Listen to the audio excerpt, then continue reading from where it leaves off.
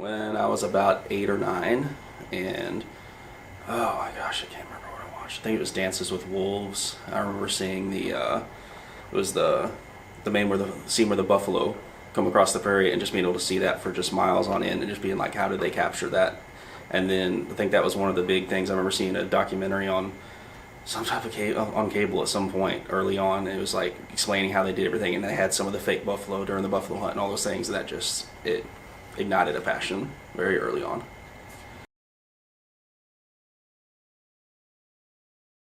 Martin Scorsese. Martin Scorsese's always been my favorite filmmaker, just because he's had different eras, and just his style is so kinetic but also extremely personable, and just all the different themes he touches on, especially just over his extensive career. 100%, it's going to be Scorsese.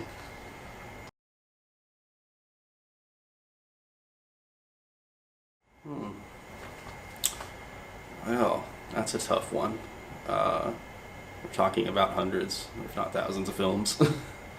Probably stay on the Scorsese path. Raging Bull is one of my favorites. Just the cinematography in Raging Bull, especially in the boxing scenes, some of the things Scorsese's able to do, and some of the things he brings in, just the ideas, and like how during the fight sequences he had animal noises and roars from lions, and just all these different things that it just brought the ferocity into it, and it just kind of how it relates to that character Jake LaMotta. It's just, I don't know, it always felt great. And it's, whenever you see a black and white movie that came out in 1980, that's another thing that's just so different and vivid to see.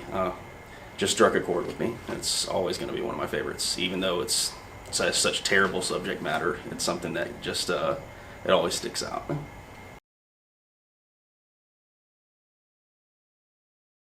Okay, this is really terrible. Meet the Feebles by Peter Jackson. You can't find it on DVD anywhere. It's basically Sesame Street and the Muppets on crack cocaine. Came out in the 80s. Peter Jackson made it for Dead Alive, and it is insanity. I'm not going to describe it here in this good company. Just go look out for it yourself. It's on YouTube.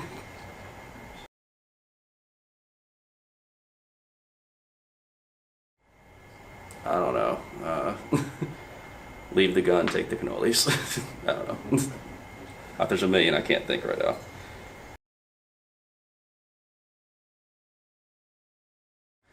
You can go to 10 Star Films, Instagram, Facebook, Twitter, just at 10 Star Films.